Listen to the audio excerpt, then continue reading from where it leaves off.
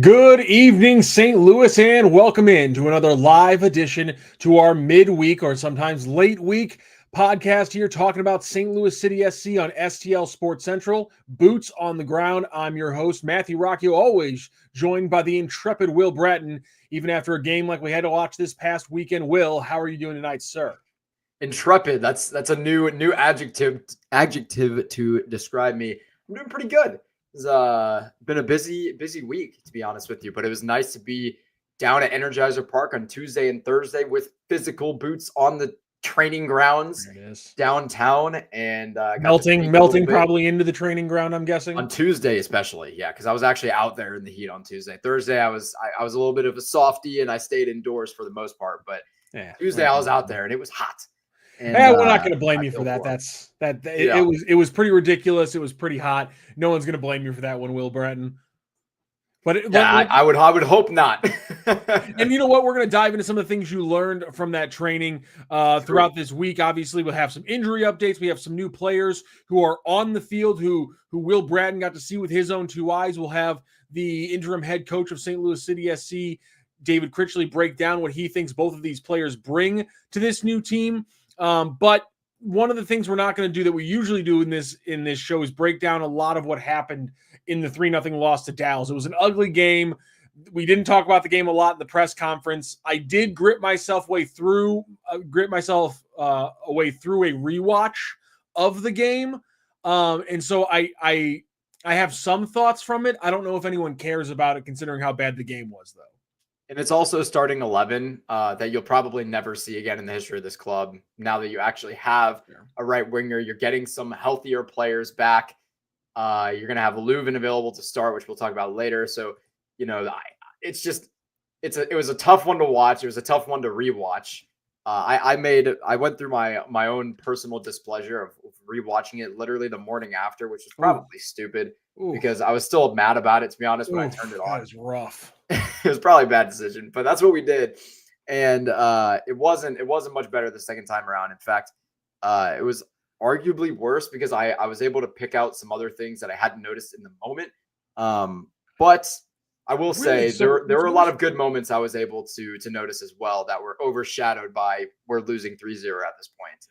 Yeah, see, my biggest takeaway is, and I'm sure a lot of people heard Lutz's comments on Camo X over the weekend where he called out the entire team. And he talked about a lot of changes that could be coming up at the transfer window. But honestly, he said he's pretty much saw a lack of effort after the first goal was scored. I didn't really see a breakdown in the effort level until about the 65th minute. And then it was a very stark difference in things that happened. Ironically enough, I think it was right when Seti came out. You know, I know a lot of people criticize him, but it was right when Seti came out, a lot of things kind of broke down, and the team completely lost its shape for the most part in those final 30 minutes. And it wasn't because they were pushing forward necessarily; they were just bad. They were not connecting anything. So I actually came away with a lot more positive thoughts from the rewatch than I thought I was going to have. Most of those are about Edward Leuven. We're going to get into those a little bit later. Marcel Hartl also, I had some good thoughts. You know, obviously Roman Berkey. It's hard not to, he had the one good game according to Lutz Pfannenstiel. I think some other people had solid games in an otherwise trash game. But like I said, that's not a lot what this podcast is going to be about, because I know what a lot of people want us to talk about, and that's the rumors that are swirling right now. It is July 24th. The transfer window is officially open. And, last week, I think we saw rumors about whether or not João Klauss could return back to his native Brazil with a transfer there. And now we've seen one that apparently seems to have more legs based on the people we're hearing this transfer rumor from. And the rumor, if you haven't heard it, is Lyon FC in Liga MX is apparently coming for Klauss to get him as a kind of rotation piece of their attack.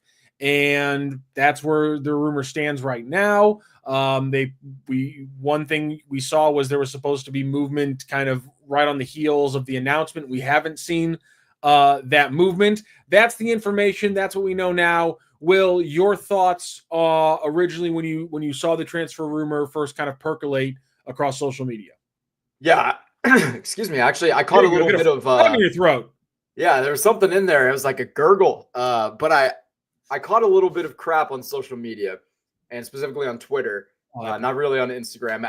It's funny. My Instagram following is so polarized. It's so different than my Twitter following. This is such a random thing to talk about. But Instagram, like whatever I put out, most of the time people don't like disagree with things that I put on Instagram. And they're like, yeah, I agree, whatever. And I have a bigger following there. But on Twitter, where I have a smaller following, everybody disagrees with the things I put out a lot of the time.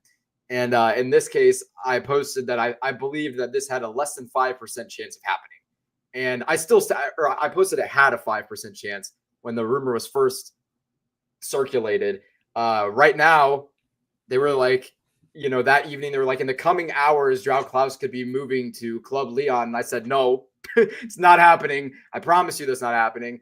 And then everyone was coming at me like, actually, he's a very reliable source. I'm not saying he's not. I'm just saying he's wrong about this one. And so far he was, because in the coming hours, as in yesterday, nothing happened. And then today, just an hour ago, it was posted that things of the negotiations ran into some issues and things are becoming more complicated, which is another words for it's not happening and it's not going to happen. It was never going to happen. And it was just a nothing burger, in my opinion. That's just where I'm at. I think it's got like, right as things currently stand, like a 2% chance of being true. João Klauss not going anywhere. They can have him on a team-friendly, cap-friendly, targeted allocation money deal next year. He won't be a DP. He's still quote-unquote underpaid. It just makes zero sense to offload him right now. It makes no sense. So I never thought it was going to happen, and I'll die on that hill. Even if it happens, I'll be in denial that it even happened. Yeah, and that's kind of why I'm even posing this question. It's not about whether or not about the rumor or the reporting or what have you. It's just I don't see how the transfer makes sense. Yeah. Like you said, everything you said is true. I'll try to only build on what you said, not repeat anything. One of my biggest things is you talk about transferring, and one of the things is selling from a position of depth. And one of the things we talked about is they have too many classic nines. But to sell the one guy who fits your system to the absolute T from that group of 3 or 4 guys who are strikers and who don't have other good positions, that's a bad piece of logic. That's a bad way of team building. Like I'm not saying sell the other guys. I'm not saying obviously they have less value. That's why I'll acknowledge Klauss has more value, but everything he does, he fits the system perfectly. And everyone who complains about the goal scoring output, to your point, you can move him to a TAM deal next year. It opens up a DP slot. Heck, if they wanted to, obviously I don't believe this, because if you've listened to my thoughts on this, I don't think this is going to happen. But even if they wanted to, could they not switch the profile still and add a DP this window if they wanted to? Technically, yes. So that's my other thing is like people saying, well, they have to sell only if they spent less than like half the GAM they were given or something. And because the Songbin Zhang deal was all cash and not GAM, true, they still have almost over 1.5 GAM, which means they should have enough to switch the profile if they wanted. So based on that logic, if they wanted to add a DP, they still could technically this window if they wanted to go out and spend $5-6 million to get a goal scoring. So technically Klauss's DP status doesn't even hold them back this window. And to your point, it certainly doesn't hold them back from anything. And there's quite a lot of bit of actual flexibility with his contract status coming up in the winter. So I'm with you. It doesn't make sense from a positional value standpoint. It doesn't make sense from a contract stance. It makes sense only from getting a player technically on an expiring deal who's leading your team in goals, and therefore maybe a team would come after him because he's playing well. Like there is a strict value conversation to be had about whether or not they should sell João Klauss, but it's outweighed by every other thing I think we've named. Yeah, I don't want to harp on it, too much, but at the end of the day, I just don't think that this rumor is very credible, and I don't think a transfer makes sense. I don't think City would be interested in doing that. None of it makes sense to me. So that's just where my head's at. I know a lot of people are like, oh, Santa Claus bad, get him out. Evil Santa, bald Brazilian guy. He's a very talented player, and your whole system's built around him. So unless you're willing to lose every single game this season for the most part, you can't move him unless you're bringing in another player who fits that profile of what he does. And that's the profile that this club has openly stated that they want to have going forward. That was the reason they fired Melberg, was because they wanted to get back to this system, the system that relies on Joao Klauss. So transfer him, that would be a decision for sure. Yeah, it's not just about a goal scoring talent. It's not just about bringing in a number 9. It's about bringing in a number 9 who then fits, the ethos of this team. And, to a lesser point, because of his pressing ability and how good he is at receiving the ball, Bescher can do part of it, but the hold up play, the winning the aerials, the leave off passes, that sense of field vision we haven't seen from Bescher. We've seen it from Seti, but we haven't seen the pressing from Seti.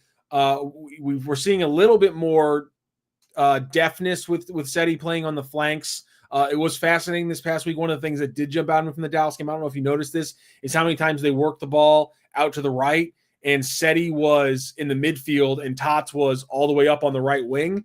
And passing maps showed that too. I took a look at some of them. It was crazy. It was goofy as hell. Passing maps are fascinating. Really, if you at this point, I'm only looking at passing maps if I'm breaking them down by like 15-minute increments, because that's when things get gnarly. And you can just all the time they were just right. They were just out to the right side for Toyshirt, and Tots is all the way up on the right side.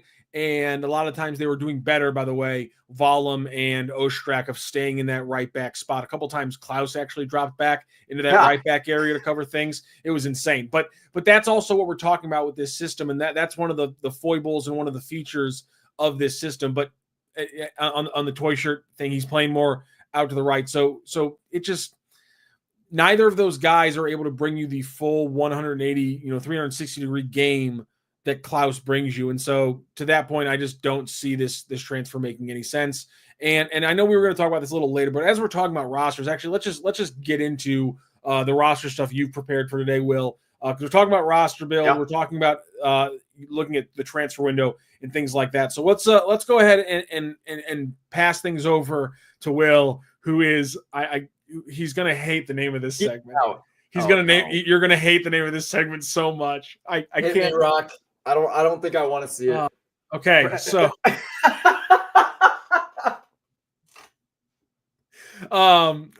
you've gone too far. It's gonna keep getting worse. It's gonna keep getting worse. So we want to talk finances or roster first, Will. We want to talk finances or roster. I'm gonna turn as red as that flag behind me. Oh my goodness, it's fantastic. That is the funniest thing ever. Do you want to? We talking finances or roster first? Let's look at roster first. All right, we'll take a look at the finances sheet he's alluding to. I'll show you guys in just a moment, but it's what I talked about. I think 2 weeks ago here on Boots on the Ground. Oh man, Bratton the Builder, can he fix it? Well, I didn't have to fix it because Lutz Pfannenstiel has already fixed it. As you can see, 22 out of audacious. 20. Well, relative. Okay, there you go. The roster is full. You have 10 out of 10 supplementals. You have 22 out of 20 seniors, and obviously 2 of your seniors. One's loan, one season-ending injury. So you have a full team, basically. And you even have 31 filled, which doesn't necessarily do anything except allow you to have an off-roster player that you can pull back to the senior team in subsequent years. And you have your 2 youngsters, the homegrowns, on off-roster deals as well. Yeah. You got 2 DPs and 4 U22s. I mean, it is a full roster. And you also have 7 out of 8 internationals. Yeah, I guess you couldn't switch it. Yeah, you can't switch it now, but Chris Durkin will come off of U22 next year, so you can switch it. My apologies. Yeah, you can't switch it now. I mean, technically they could if they moved one of those players. Yeah. And one of those players would be Chris Durkin or JGR. They wouldn't move, obviously, the 2 they just signed. So if they moved one of them, they could go back to 3 DP, 3 U22. I don't really foresee them doing that until the offseason. I think this is, for the most part, the roster you're going to be looking at, for the rest of this year. The one thing that might change is I still think at least one departure makes a lot of sense for this team. They've just spent a bunch of money. You got to recoup some of that investment. And no, it's not going to be Joao Klauss. It probably would be somebody like Joachim Nielsen. I think he's the best candidate in my opinion. Because a lot of, bottom feeder clubs in the Bundesliga or like upper table in the 2 Bundesliga or something like that. And you think about equivalent leagues like La Liga and all those types of things, all those bigger leagues, those mediocre teams that want to gamble They know they can get Nielsen, a top quality player with first Bundesliga minutes, tons of them, and they can get him at a discounted price because he's been injured the last couple of years. And then if they luck into that situation and he gets healthy, then they've just severely underpaid for a very, very top class center back. And so a lot of teams would love to buy him. It's just finding the right partner to do some business with. I also think there's other guys on this roster that can be shopped around. I know Jean De Silva was just acquired earlier this year, but he's a player that could be dealt to another MLS team in some sort of a trade. Obviously, players on the supplemental roster can always be packaged up into your little trade packages and however you want to do it. So I don't think the rest of the summer window is going to be silent, but I do think the bulk of everything is done. I think we'd maybe see one departure, one signing. Obviously, I just removed Jabulo Blom, who the finalization of his transfer to Vietnam was completed and formally announced today. So he's no longer on the books. You feel like taking a shot at the name of the team? If I pulled up the spelling again, I could do that. Yeah. You shouldn't have taken me up on that. Good luck. Good luck. Have fun with that one, buddy. You know what? I think I'm gonna refrain for on the whims of preserving. All right, fine. I'll give you an out here. Are you still feeling the Caden Glover loan to open up a spot for Mekhi Joyner? Yeah, I think it's very possible. I still think it makes a lot of sense because I like it. I mean, Sungbin just said it today. Obviously, we're going to hear from him in a little bit, but he just told us today while I was sitting there. By the way, one of the first media guys to get to shake his hand. That was pretty cool. I was like a kid on Christmas. Sungbin, very cool guy. It was great to have a little chat with him. Anyway, I'm sorry about him, everybody. Low down. I'm sorry about him. We're in separate places, so I can't reach over and smack him. That's on me. I'm sorry, everybody. But Caden Glover is a striker, and Sungbin just said earlier today that he's comfortable at both wings and striker. So you've got plenty of strikers on this team. You don't need Caden Glover. He's not going to play this year. So loan him down, put up Mekhi Joyner, and let Mekhi Joyner be your second string right winger. I'm happy with that because now you're not running Sungbin into the ground the second he gets you. You can let him play 80 minutes or so each match, or 70 or something like that, and get Mekhi Joyner some contributing MLS minutes. So everybody wins in that scenario. So I would like that. I would love to see Caden Glover get loaned down, also for his development too. Yeah, why not? Not that it matters because he's always playing City 2 right now anyway. He's not even training with the first team, so it doesn't really matter that much. It doesn't really change anything. All it does is open up the opportunity for Mekhi Joyner to get more significant MLS minutes. Which he does feel like a guy who might benefit because I know it's murky, how much the difference between, MLS Next Pro is with USL Championship and things like that. But he seems like he might be a guy who would benefit from maybe a little bit of a change of pace to challenge him, maybe push him to that next level as he starts hitting that 18, 19, 20-year-old crucial age group. Here's my one thing. Caden Glover can play winger, right? Not really. Really? He's pretty much a 9. No way. At least from what I see. I mean, maybe he can. He might tell me otherwise. But pigeonholing somebody like that who isn't 6'6" or just slow as all get out, only as a striker at 18 years old, seems a little bit like it's not exactly a little short-sighted to me. He's a very Cedric Toyshirt-like player to me, and we see in how that has gone on the wing with Cedric Toyshirt. It's been very bad. And it's not his fault. Is it dribbling isn't his thing? The pace isn't there. What's keeping him from being a little bit of both? Okay. He can keep the ball on his foot and take a touch into space and have a shot, but I don't think he's really going to win many one-on-one, in space battles, if that makes sense. Like on a wing, trying to go one-on-one, either cut in for a shot or bring it down to the touch line and get a service in. I don't really see him as being super effective in that role. I think he's better in the box battling for that ball.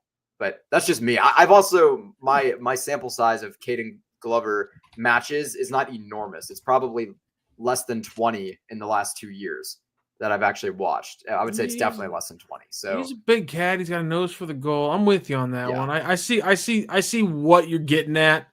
I see why. Yeah, that's fair. I just, man, when I see a guy with that much natural talent, he's big, but he's an athlete. He's still growing too. He looks like a baby. He's 18, but he looks like a baby. I'm only 21. You might be right about just saying, "Hey, man, you're a 9. That's the jersey number. That's the style you play. Let's let's keep on rolling there. That's fair. All right. Anything else here on the roster breakdown? No, just that it's a segue into the finances, which is what I've talked a little bit about here. And now you get to see a little bit of a look into what one of the pages on my sheet looks like. You guys have now gotten access to 2 of 6 like sheets that I use. Now we're looking at finances. So you've got all sorts of stuff broken down here. You're feel free to pause, take a screenshot and look at this. There's one thing that you have to keep in mind though, is that there's one salary. We know the salaries of every player on this roster except for one, and that is Falu Fall. And so I guesstimated him, and let's see exactly what I put him at. I think I put him at 750 base salary and 800,000 guaranteed comp. And I went high end on purpose because he might get paid that much. I don't think he will get paid that much. Maybe he does on a U22 deal. I don't know. But what's the limit for a U22 deal? I believe it's just salary like cap, Cam, right? Okay, that's what I thought. I was wondering if there was a different number on it. Yeah, I don't know why I'm asking you when I have the literal. I have the roster rules in front of me because I was looking up buyouts earlier. Yeah, I don't know ass and just looking it up myself. Jesus, man. Okay, I'll find it. Get back to me on that while I'll walk through some of this stuff here on the finance sheet. U22 initiative slot budget charge. So the budget charge is $200,000. I'm not seeing if they get paid as much as $200,000. That's what hit the caps. And in the cap, that estimated charge against cap on the right, that's like I spent too much time working with ChatGPT to make this all automated, by the way. And so that calculates it for me, and it incorporates things like players on loan, season-ending injuries, and the money you get back from that. It incorporates how much a DP actually charges your cap. It incorporates the formulas for your TAM players and what they charge against the cap. I could be wrong here, but I think the ceiling for them would be 1.7, like you said, for that would be for TAM players. So I think a 1 point. You said 700 base, 800 bonus, or yeah. I think that's a pretty good guess. I think that's a pretty fair approximation, I'd say. Right. And I went higher end because I'd rather overestimate than underestimate, especially when I'm working with the books. You rather have more money than you thought you did than less, obviously. So okay, that makes sense to me. Estimated charge against TAM. So you'll see that number says over, right? And that's automated too. It's automatically calculating this stuff. The reason it says over is because that's how much TAM we would have to spend to buy every single player on the roster down to the maximum senior budget, which is like 743,750 or something like that. Yeah. So obviously the charge against cap, $743,750. Nicely done. Yes. Yeah. So that number over TAM just means that like that's how much we have in salary that's above that amount, but we only get to use as much of that TAM as allocated, which is the TAM amount minus 1,032,000, whatever that number is that's there. I hate this flipping league so much. It's way too complicated. Continue. So spending by position is I like to simplify it with a 4-5-1. And I had this simplified even under Melberg in last winter as a 4-5-1, which made it complicated. But now it works out really nicely with the current system. I can literally make it a 4-5-1. And this is what you're seeing. You'll see least spent position is left wing, which sounds surprising. And honestly, it is. And the biggest reason for that is because I put Jean de Silva as a right wing because that's what he was, quote unquote, brought here to play. But hasn't really played at all. And arguably, well, he's definitely primarily a left winger. So there's that also. So if you move his like 500,000 over to left wing from right wing, then you'll see left back and right back are obviously your least spent positions, but left back is including Selmir Pedro.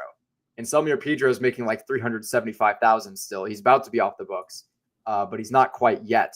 Obviously, we're not paying his salary, but in this sheet, it's calculating his salary.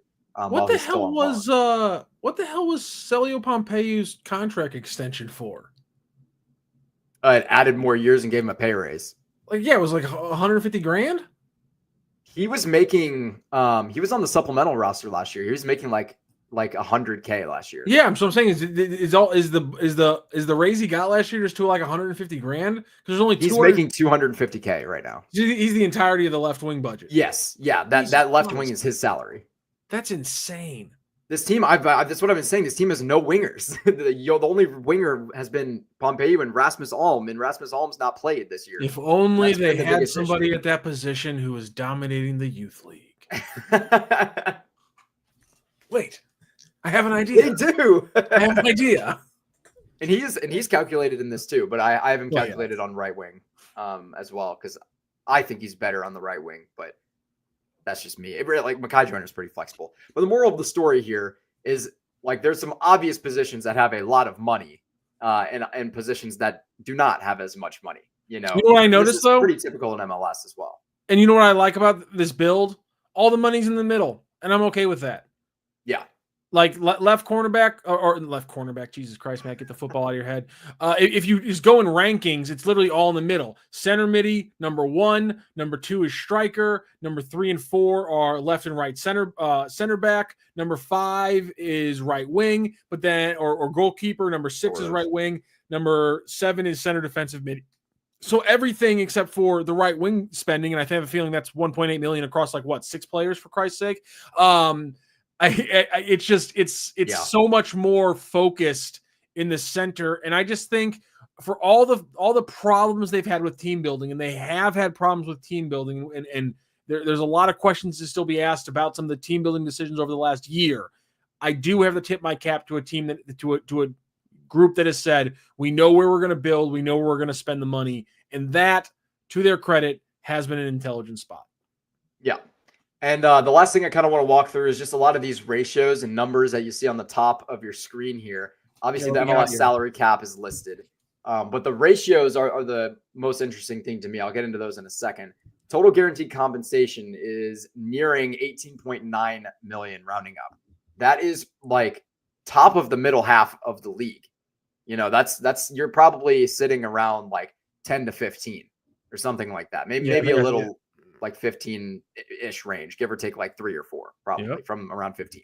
And that's pretty good. That's a good spot to be for St. Louis, especially knowing that like some of that money is soon going to be off the books and reinvested into players that are fit and actually playing for this team. You know, like you think about guys like Alm and Nielsen and some of these guys that are getting paid decent amounts of money. Selmir Pedro, right? Exactly. I mean, Selmir Pedro is no cheap salary as in MLS. That's why it's been so important to loan him out and free up some of that cap. But yeah, in terms of those ratios, you can see 28% is being spent on players under 25 and under. And so that the reason I pulled that one was to kind of make a shout to all the people who are like, this team is old and whatever. And that's just 25 and under. If I change it to 30 and under, it's like probably 80% or something like that. Like, this is a pretty young team for MLS. You know, they talk about the retirement league being MLS. It's a pretty young team. You also have 12.38% being spent on your U22s. You've got 18.81% being spent on your DPs. And keep in mind, that's only 2 players. So 18.81% of your money is being spent on 2 players. In Joao Klauss and Marcel Hartl. International players make up 41% of your spending. They do that. Homegrown players do not take up much. Homegrown players, obviously, they don't make a lot most of the time, and they're taking up 400,000. I'm curious where that ranks around the league in terms of how much we're paying homegrowns compared to a lot of other teams, because a lot of other teams don't have more than one on their roster. Well, you tell me, Will. Damn. I know. I haven't looked into that, but St. Louis spending a lot on their homegrowns, but only one of them, you know, actually on the senior roster in Caden Glover, as things currently stand anyway. And yet 2 other guys are getting time. Yes. And we still haven't got an answer about Tyson Pierce. Damn it. Jeez, I need to get on that. That 16% ages 23 to 25 in the chat is not, or I guess that is correct. Yeah. If you subtract the U25 minus the U22 number, I guess that does make sense. Yes. Got your ass. Bam. Math. Samuel Howe, winner. Points. Yes. Point Howe. Yeah. But it's a pretty young team for MLS. And so there's that. That's about all I wanted to go into with this. The point is, given where they're at, you know, my estimate has them hitting around 5.4 million charged towards the cap. which means they're using a lot of the space allocated to them. They're using every roster slot allocated to them right now. Like, this is a well-built roster minus like a couple of injuries in swapping some players out. Like, in terms of on paper, the roster looks good. Now, obviously, players that aren't playing well or aren't playing in general, like Nielsen, Giannis Silva, whatever, what have you, those types of players, swapping them out for similar salaried players that are going to be healthy and contribute to this team is good. So the roster build itself isn't the issue. It's just some of the personnel. And that's why I wanted to highlight the finances now, as the summer window is now open and some of these are formally eligible to play in MLS come Saturday against Minnesota. Personnel is a large part of a roster build, but I see what you're getting at, because like you said, they're spending money. The plan just isn't working out to their exact their plan, I guess is the best way to put it. But again, I'm with you. I like the build for the most part. I think a lot of people will see this and say they need to spend more money in the attack. They need to spend more money on the flanks. I think you can argue maybe there should be slightly more balance in the allocation. I don't fault the team though who continually tries to reboost the middle of the pitch, and that's what City has consistently done. You've seen it when they went out and they made the move for Kessler over Parker, tried to get younger, get a little bit better for the same price, get Durkin instead of guys like Stroud, who there was a lot of depth on the wing and they weren't getting the time, so we need to boost that center defensive midi spot. They spent money there. Obviously, we know, and we're going to talk about here soon, about how important guys like Edward Leuven and Marcel Hartl are to this team. And things like that. Is Hartl under center midi in this graphic? Yes, yeah, he's him and Leuven, I think, are both under center mid. Leuven's a CDM, really, but who's the 800 grand under center attack midi? That's Tomas Ostrak. Yeah, it's just Tomas Ostrak. Yeah. Again, I like Tomas Ostrak, but man, you are getting paid a little bit too much to be a bench player in this league. I'm sorry, my guy. Yeah, I don't disagree. And the very last thing I want to touch on is, where do I think money's going to shift around that 11-man picture that you're looking at in the center there? I think less by the end of the winter, I'm saying. I think less will be on the right wing, more will be on left back, and also less will be on left back because Pedro will be offloaded, but you'll be making a serious signing at left back, I'm sure. I'm sure CDM will see that number go up. If Celio Pompeu is still, he's still signed, obviously he's still on a team-friendly deal. I don't expect left wing to shoot up, but it's possible it could go up a little bit with another depth option, maybe Makai Joyner. If I list him as a left winger instead of a right winger, that's mostly my fault. Other than that, every other number around the board will probably slightly increase because salaries usually slightly increase year to year as built into their contracts. So that is pretty much my expectation for the coming winter. Eddie Money, a little bit more negative. He says, there's no chance for this team. Eric Fetty has a better chance of improving as a pitcher than this team improving at all. That's a ludicrous take. I mean, listen, you might not be necessarily wrong if you want to say, listen, this team, this roster, it has no chance. But as a team, again, they built this roster to be expendable, to be, as City is a rocket shooting off from Cape Canaveral, the first 3 years of this team is kind of the boosters that they can just jettison off at the end after they hit orbit if they really want to. Like they can just kick out an overwhelming majority of this roster after 3 years. Part of me thinks, I don't think this is actually like they're playing chess, not checkers kind of thing, but I legitimately think one of the reasons, because in the moment it didn't seem smart for Carroll and Kindle to come out and say, we have to make the playoffs this year. It's never smart to make those kind of proclamations. But unless you realize that in the grand scheme of things, we can hit the reset button after 3 years because of all the contracts. And so I'll make this statement, and then if we fail, everyone's going to be calling for heads. And again, I'm not thinking they actually played this, but I actually think the optics kind of work out, is that now everyone's calling for heads. Everyone wants change. And Lutz can go, listen, we made a promise. We failed. We have to make a bunch of huge changes now. And you can take 19 of these contracts that can't expire. You can let 12 or 14 of them expire. You can then jettison another 1 or 2 players who have not played up to level, and you can completely hit the reset button. So I'm not saying you're wrong that this roster as it stands has a chance. I don't think maybe you're wrong about that. But this team is actually built to completely reset because of all the contracts that expire after this 3-year window. Yeah, it's a very good point, Rock. I don't disagree. I think this team in general, if they had been healthy, we wouldn't be in the same situation. Honestly, if they'd been healthy, we'd probably somehow still have Olaf Melberg as the head coach. There's a lot of things that tie into this, but this team definitely has a chance of playing better soccer throughout the end of this year with the couple of additions that have made. I think Sung Bin genuinely can be such a game changer just because it allows us to attack both the left and the right wing if we have him and Pompeo on the pitch at the same time. The two guys who can dribble and get services into the box for Klauss and guys like Toyshirt and Betcher, because that's been completely obsolete. It's not even happened, the last few weeks. We have no one who's able to do that besides Celio, and teams can just put two men on him and not allow him to do that. And so I think this team will improve, but obviously they're not going to make the playoffs, but they're going to play some better soccer. You know what I mean? They're not completely hopeless. Whereas Eric Fetty, I'm so glad that evil man is not on my baseball team anymore. He's not evil. Stop it. No. I'm sure he's a great guy. No. I'm sure he's a great guy, no. but he's evil for the St. Louis Cardinals. No. I'm low stock on Fetty. Some of you, I feel like some of you just weren't fans of the Rams because it's just like that was a team. Like, I know what it feels like to watch a team that has no hope.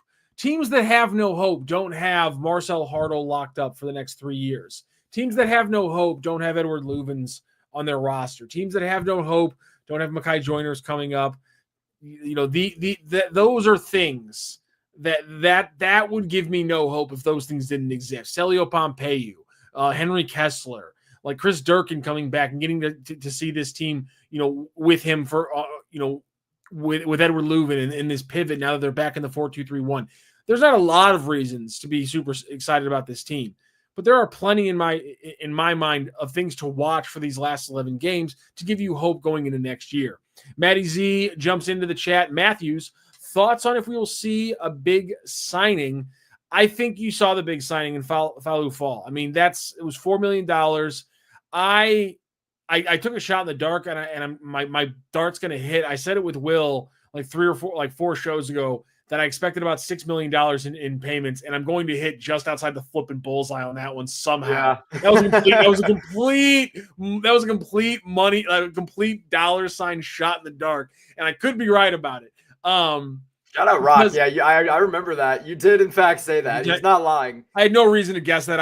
I deserve no credit. I had no like logic to guess that. But anyhow, I just think $6 million in the summer window seems like a pretty good amount of money. One thing I do want to point out, based on like the rationale, is because you could buy out somebody's contract, but to Will's point, there's a big difference between if you can sell and transfer Joachim Nielsen, you get a little bit of money and you get the cap and the salary relief.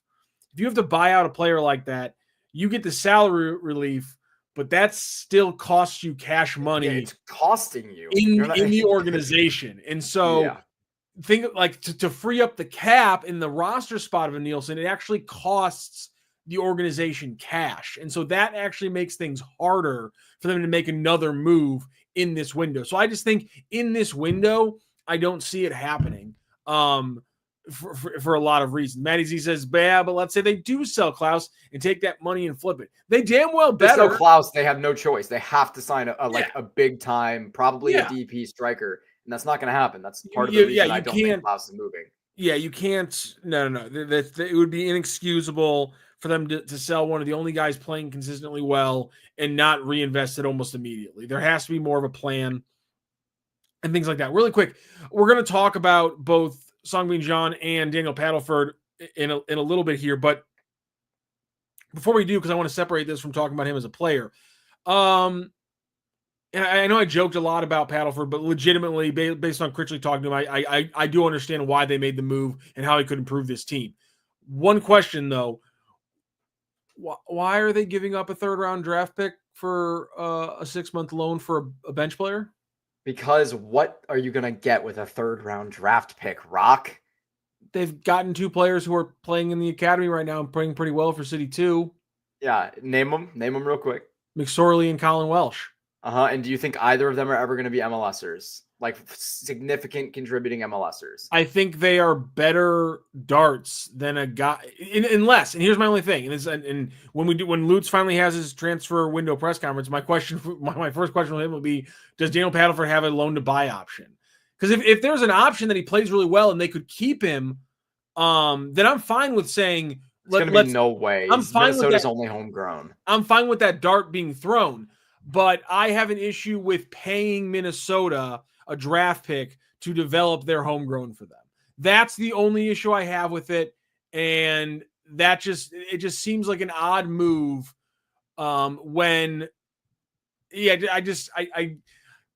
this is not the league where I have to accept the fact that you're being a feeder club for the best team in the league at the moment. I refuse to accept being a feeder club for the development of Daniel Paddleford. I think that's an odd. I just don't think it's that way. I think you're giving a 3rd round draft pick, which is almost worthless, to be completely honest with you. It's almost worthless. It's still a dart. You're giving that to Minnesota for a short-term Band-Aid that will improve your team and appease your fans and make you some money by keeping butts in seats and tide you over until you can buy a left back in the winter. It makes so much sense. Why do so many of these conversations from the Cardinals keep bleeding over in the city and vice versa?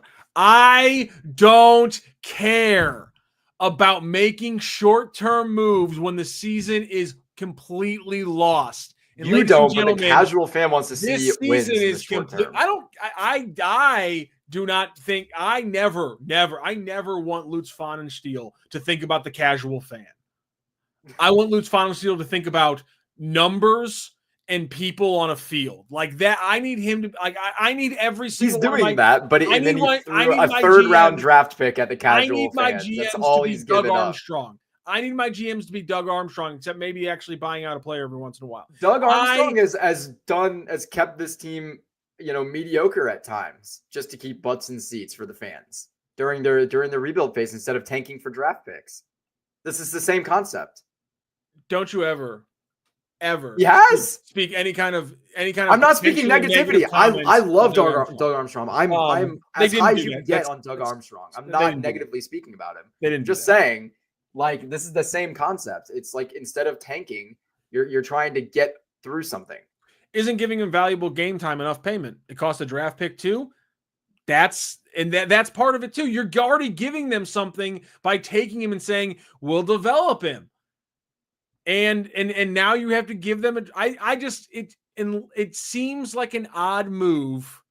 I get what you're saying. Just my point is that I truly believe that a 3rd round draft pick is next to completely useless. You think casual fans are going to know who he is, let alone that's going to be the reason they're like, yeah, the city's playing better. I'll go watch the game. No, they're just going to defend better on the left-hand side, maybe win a couple extra games, and then they'll sell some more tickets. Well, I haven't seen, like, we don't have anything that says he's going to be that much of an improvement to the defensive side of things. We'll see. We might find out this weekend. Yeah, we might find out this weekend, but that still doesn't rationalize the decision that, because again, part of it is a dead season. Like I can understand these moves in if it makes sense that you need to win games, but prioritizing any decision because we need to win games is a weird decision right now. And again, I feel like I'm talking about the Cardinals again. I hate this. I keep having these parts of these conversations where I'm like, am I talking about, like, the other day we were talking about the Cardinals and it's like, is it dangerous to bring up a young player on a bad team? I'm like, I don't want to do this again. I already had this conversation in completely different context. Talking about that with Randy, and I didn't enjoy this. I don't want to do this again. Yeah, and now we're talking about whether or not it makes sense to make moves because or not make a move because it's going to keep seasons of lost cause or whatever. I can't believe that I'm running all over this again. All right, let's get into some progress. Let's get into some news from training. I've cut up a couple cuts here from David Critchley. Nothing from Songbin Zhang, who was fascinating. The big things from him, my big takeaways from him just was the fact that City's been chasing him since last summer. Apparently, he could have been one of the moves that we saw last summer instead of whatever else we did see. And he obviously really wanted to get out of Minnesota. He really just wants to play. Obviously, every athlete will tell you that. hasn't been playing because of the formation change, had a good season last year. We're going to get into his numbers here in just a moment. Actually, I'll just throw up his numbers right now. Here are Songbin Zhang's profile from 2024. And you can see, he's a good shoot. He's a good shooting player. He gets dribbles. He's able to create his own shots. And again, when he actually shoots, he's got a pretty high shooting percentage. That's pretty cut and dry, out and out winger. He's going to do what he's going to do. David Critchley talks about it later on in the training takeaways as we get more into it. We know what I think he should be bringing to us, and I get why people are excited. If you look at his profile, and I understand why he was so frustrated getting no minutes this past year, because he had a solid season last year for them. And one thing I do want to point out is I think in Minnesota's style last year, there's a reason his passing percent and assists were so low. I think those two numbers specifically are going to go up for him, assuming he finds good form with St. Louis. His shots number being low, I could see that also going up in St. Louis, just because of the way that we play in the high press. And Critchley wants brave players on the pitch who want to take shots and get into dangerous situations. I could see his numbers drastically improving. Honestly, like all around the board in St. Louis. I think this is just such a good pickup. I'm super, super excited for him. I really hope he starts on Saturday. That's a whole separate conversation that I guess maybe we can talk about a little later, as Rock's throwing up now a comparison here with Rasmus Alm.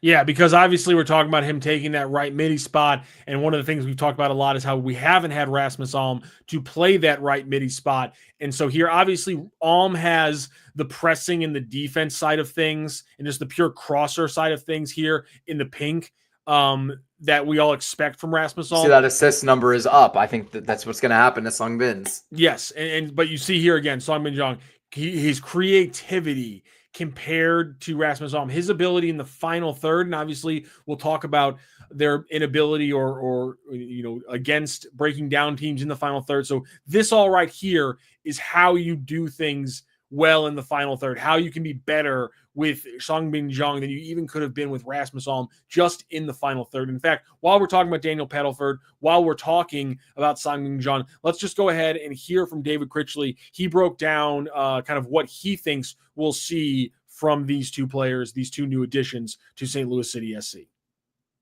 Songbin, a great 1v1 attacking winger for us. Has got some excellent speed, has very good time, runs in behind. That's been something that we've been missing as of late. So I'm excited to see how he's going to be able to stretch a back line, get on the last line, create chances for himself. He's shown that he can score some goals as well, so that's exciting for him. And he's a very good, athletic player that can counter press, that can read defensive moments well, and he's got a great engine on him. And for Devon, he's a left back that a natural left footer. Has got really good service into the box and can defend the wide flank very well. He's very physically gifted and athletic, so there'll be a good emphasis for him to both get in the attack and help the team and be able to recover and get on the back line with the engine he has. So we've brought in two fantastic additions to the squad. They've been very good signings. So we're excited to incorporate them as quick as we can into the group. As quick as he can, as in this weekend, perhaps, against their former club in Minnesota. In my opinion, and also not in this clip and other things that Critch said even before the presser when he first walked into the room, he basically was like trying to avoid saying that he's going to start both of them this weekend. Now, I'm not sure that that's going to be the case, but that's what it felt like, especially with Songbin. Songbin is, he came out and just straight up said he just wants to score too. I don't know if you have that soundbite, but that was my favorite from the whole day. No, I didn't have anything from Songbin. Cutting up his audio was a little tricky with him in the translator. It's just longer on the clips and those things like that. But yeah, I mean, you heard it from there. Everything he talked about. I know a lot of people wondered if you'd see what kind of improvement you'd see from Songbin Jong over the wingers they've been playing in out of position, and Simon Bescher and Cedric Toyshirt. And I just think the creativity aspect is something you have to focus in on. And quickness. That's number one for me over Toyshirt and Betcher, because both of them are fine. Like top end speed, they're not slow, but they're not quick. Like they're not guys who can accelerate very quickly and reach that top speed. Neither of them are.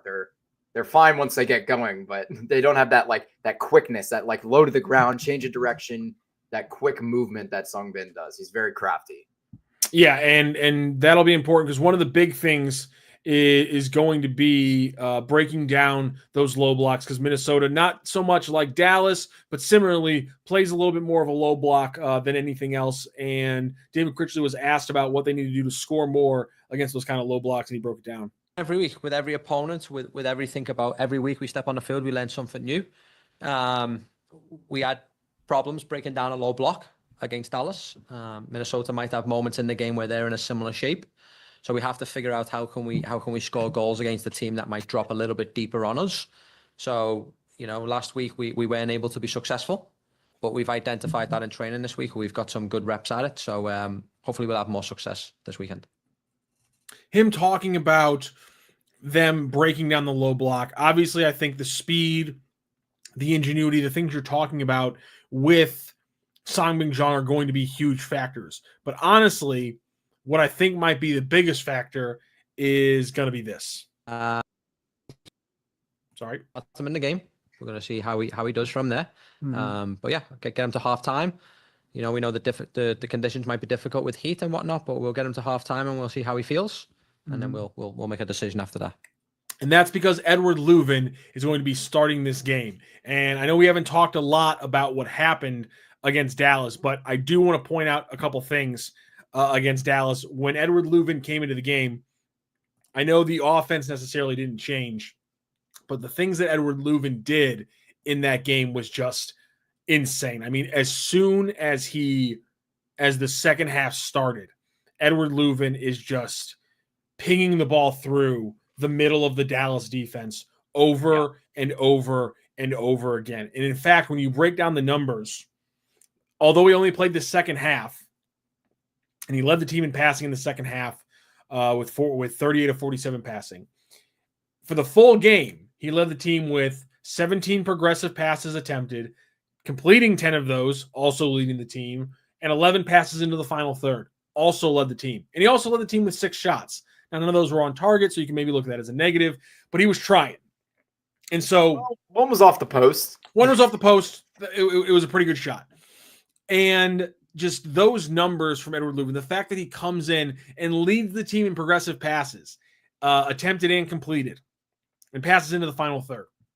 All the numbers we expect from him, but all the numbers that underline how incredibly important Edward Leuven is. And so for him to be there in the first half and set the tone for this team, especially against a low block team that if they take the lead can just suffocate you, kind of like Dallas was able to for the most part, it's going to be massive having Edward Leuven back. And I don't know if I can actually overstate just how big of a deal it's going to be.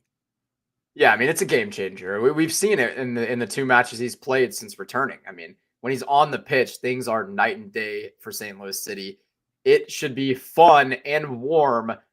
If you're watching this on Friday, tomorrow night, but if you're watching this live right now, then Saturday night in 2 nights at Energizer Park, hosting the boys from up north, where it's also hot right now. It's also very hot in Minnesota right now. Yeah, Songbin Jung said he almost died. Yeah, he did. That was so funny. I do want to take a quick little detour here to break down some numbers, because while we're talking about Edward Leuven leading the team in progressive passes, we do yap and talk about progressive passing a lot, and we intimate as to why it's so important. And so really quickly, I'm gonna use some incredible assets that are friends over at MLS Stat on Blue Sky. It's run by a great account, Catalina Bush, who runs who creates these great tools that you can use here.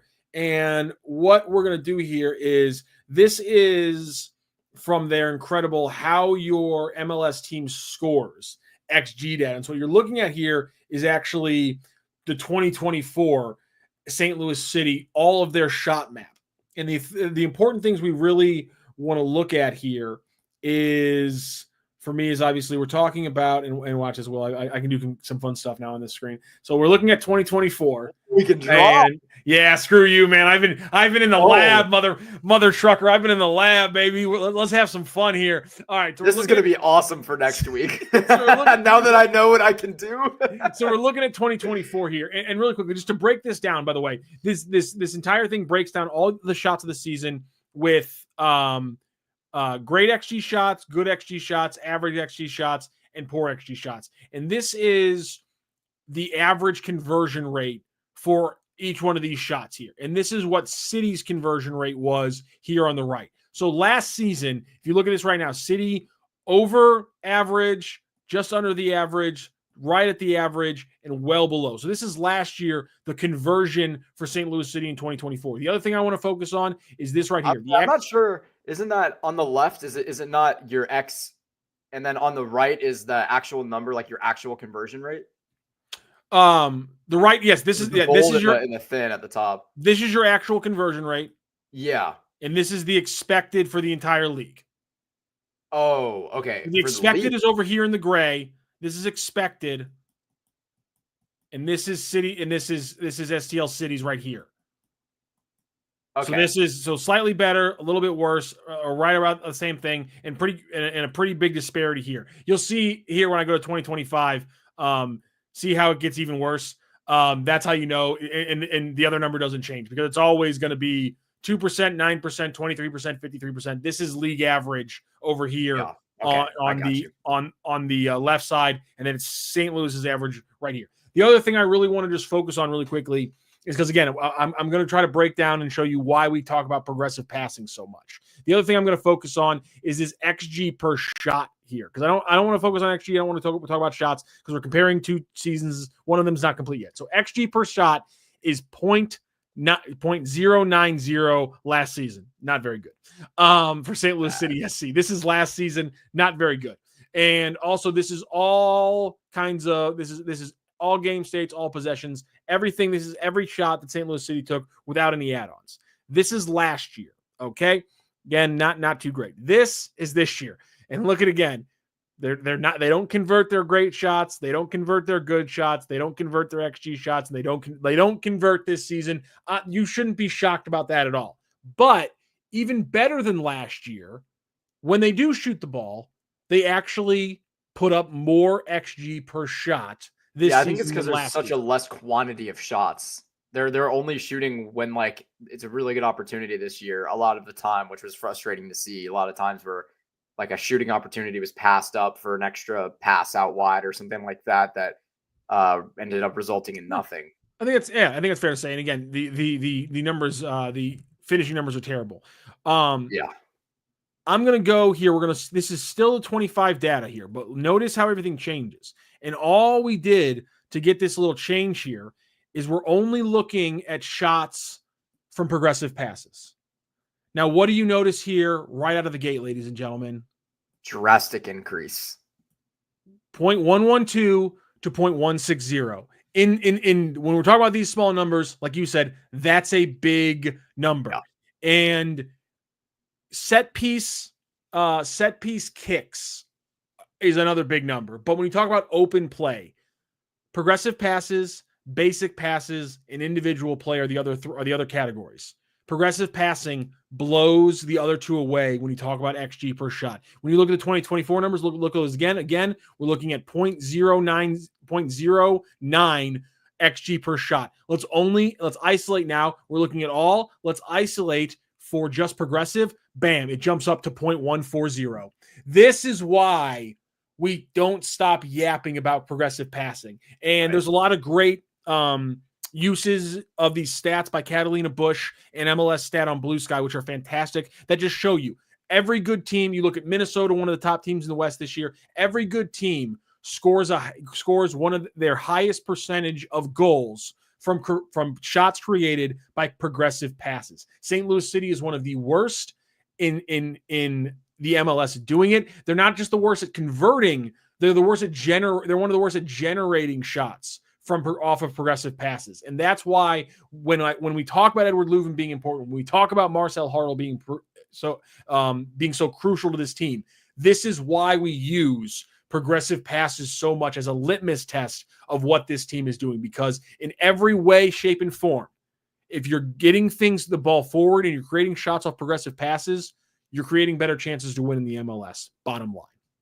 Yeah, this is a really, really, really good insight and a cool way to tie it together and kind of prove the importance of the theory that we always talk about, you know. Also, Again, I'm sorry to interrupt you here, but I remember here these numbers change also. So here's St. Louis City's numbers with all things: 0.8 in poor shots, 6.5 in good, 15.2 in good. It was 6.5 in average and 24% in great. That also gets isolated with this change. So in the times when they should be scoring the most, in the passes that create the shots that score goals in the MLS, they're even worse. They're 10% is their finishing rate, but what a league average of 23% on good XG chances. It's a 53% finish rate in the MLS, and they're at half of that at 25%. Everyone who's talking about the problems with this offense, this is why we keep harping on it. It's not about necessarily the creation factor, although it could be better. There's no doubt there. It's just that the same things that were being created last year, because let's just go forward to 2024, there's their conversion factors on progressive pass. Oh, that's the full season. There's their conversion factors on progressive passes last year. They actually converted some poor shots. They actually converted some average shots. St. Louis City in 2025 has not done that. This is where the lack of finishing really comes back and bites you in the ass. And also it shows you this is pretty much the same roster. They can finish like this. They just aren't. You know, I'm really surprised that Joao Klauss's third goal against LA Galaxy isn't making it onto this list under poor or average, because I think that was like a 0.03. Shouldn't it be under poor? Was it off a progressive pass? Oh, this is the progressive. This is exactly. I don't think it was on a progressive pass. I don't think they classify Timo's flick as a progressive pass. Yeah, it wasn't a progressive pass, so that's why it doesn't count on here. So there you go. And so that's just so it's one thing, but the more important thing is just showing you when you look at the XG per shot, it's just everything gets better when you're doing it through progressive passing, and that's why Edward Leuven, that's why Songbin Zhang, that's why Marcel Hartl playing better. That's why all these things matter if they're going to break down a more set-in team against in Minnesota this weekend. Yeah, it's a really fantastic analysis there from Rock, and I love those stats and the visuals that are able to kind of help things out. And shout out to all our friends across the soccer world who come up with these different tools and visualizations for some of these stats that we can show you guys. It's pretty cool stuff. And let's go ahead and close things out talking about round 3 against Minnesota United. They've already played twice this year, once in the regular season earlier, and then once in the U.S. Open Cup, where Minnesota United beat them up a little bit. I want to do a couple more graphical looks here. Let's get rid of this one and let's take a look at the one I wanted to see. There it is.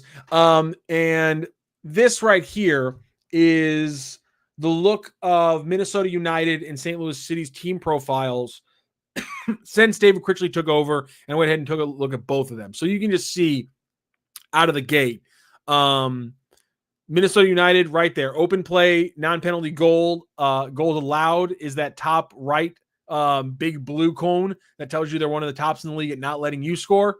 They're great on the long ball. That's why, and that's how they can play a little bit deeper, like Critchley talked about. And they're an incredibly good dribbling team as well. When they do want to get on you, they can dribble you well. And there's a lot of blue in this Minnesota profile, especially when you compare it to the St. Louis City profile under David Critchley. But there's still some reasons to be happy if you're St. Louis City. These aren't bad numbers under Critchley relative to what it was beforehand. Yeah, honestly, I'm surprised the PPDA under Critchley hasn't really been that much improved. It's, what's honestly crazy? I'm glad you said that, because this is the team profiles for the first 4 matches under David Critchley, where they went 1-1-2, and then the last 4 matches under David Critchley. Yeah. And right there, you can see the drop off in the PPDA. But also, I mean, the final third tackles has completely fallen off as well. There have been some things that have staved have staved off or gotten slightly better, but for the most part, they have struggled a little bit the last 4 games compared to those opening 4. Yeah, interesting. That is, I wonder if they were how many of those matches in each set were home versus away. I'm trying to think off the top of my head, because that could definitely play a role.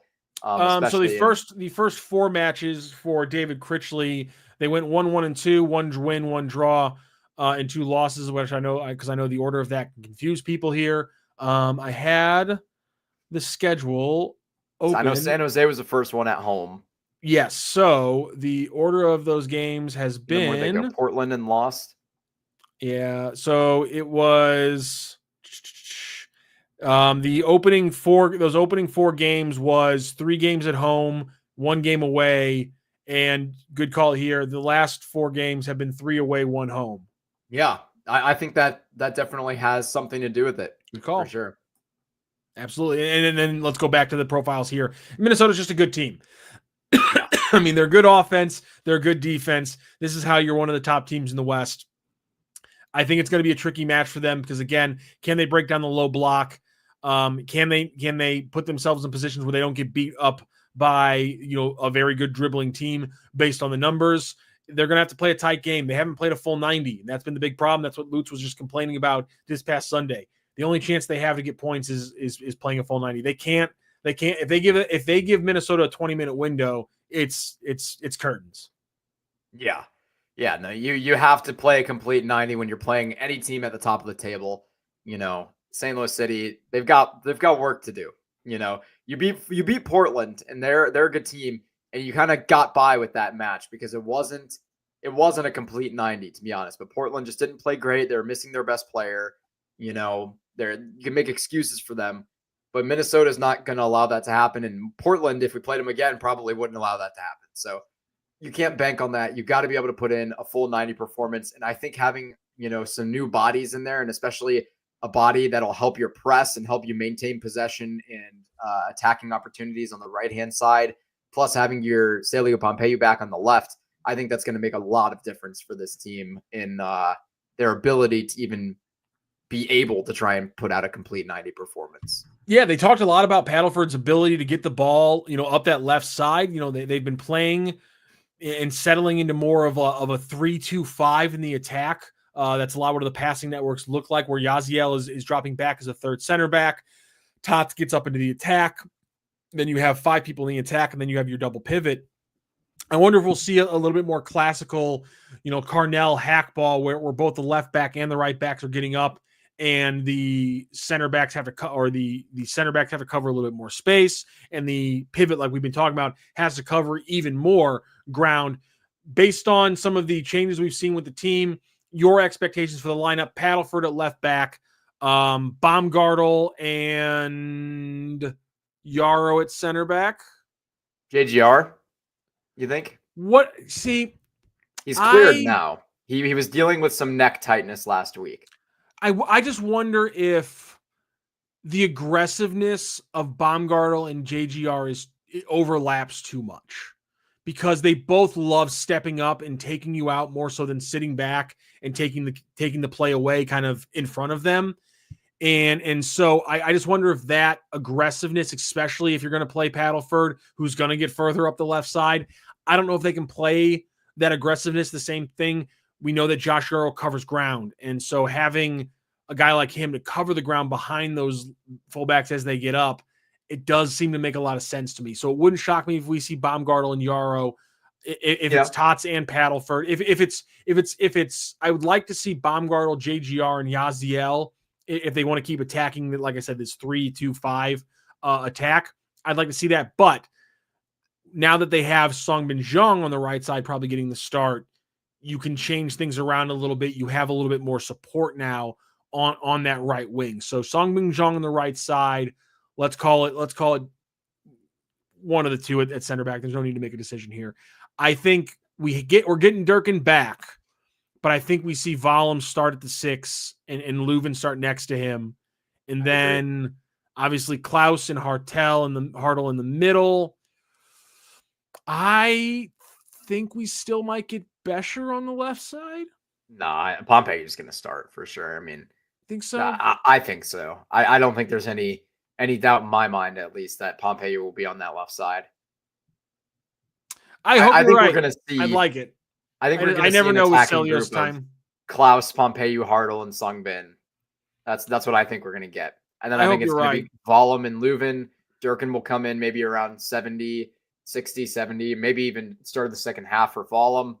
I think your center backs, definitely Timo, obviously. I think JGR will jump in there because Devin Paddleford, I don't think he's going to get as high as you think on the left-hand side sometimes. I think he's going to be more defensively reliable than a Jay Reed, for example. So I think they can afford to have two guys that are more brute force like JGR and Timo together. Although, to your point, having Yarrow in does help fill a gap of that speed recovery option. So that's definitely very possible. It's a very good point. Yeah, Tots obviously will start on the right.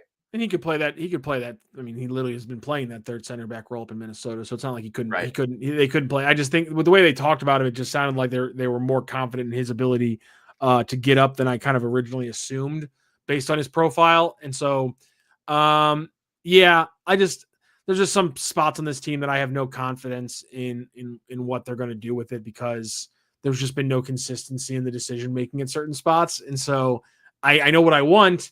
I have no idea. You want Mekhi Joyner to start? No, apparently. I'm fine. I'm fine with Mekhi Joyner not starting. Use the sixth appearance though. Why not? But I have zero. I would put no money if anyone offered me on who to start at left winger. It should be Celio. It makes perfect sense to me. I do not know. I have no idea what they've been thinking this entire year when it comes to his playing time. I thought it was going to get a little bit more settled. I know he had the shoulder injury, but even before that, there was a couple of weeks where it was under Critch where it was like, why are we not doing this? Why is he not coming off the bench if he's not going to start? There's still been some odd playing choices there. And so I wish I was more confident, but I'm not. Speaking of things I'm not very confident in, Dat Vo says, do y'all think Roman Berkey is going to leave us at the end of the season? Pretty good chance. I think right now for me it's a coin flip. I think there's just as many reasons he would stay, and you can find plenty of reasons for him to want to go to a different team or a bigger market. That's fine, but I think there's plenty of reasons for him to stay. When you come to a different country and you settle down and build your roots in one place, I think it can be hard to completely rattle the cage again and go to a completely different part of the United States. Where it's going to be a little bit of a different culture and things like that. So, there's a lot of reasons for me why I would go, but if we sat down and listed it on a legal pad, I'm sure we could find, and somebody could find plenty of reasons for him to go. One of those will probably be a very large contract in a very large market, but I have a feeling no other MLS team, that's what everyone keeps telling me, is no other MLS team is going to pay a goalie as much as City's doing it. So why would you not want to keep rolling with the money, my man? Especially now that Chicago rumored to be hunting for their third DP. We know it won't be Roman Berkey. It's not going to be a goalkeeper. They're confident in Chris Brady, and I don't blame them. He's been great. So that was really the only viable option, especially with his personal life. And his fiance is from Chicago, is based in Chicago, or not from Chicago, based in Chicago. So for me, I think it's very unlikely he leaves, truthfully, because like I said, and like Rock just said, no one else is going to pay him as much as we're paying him, especially as he's getting a little bit older.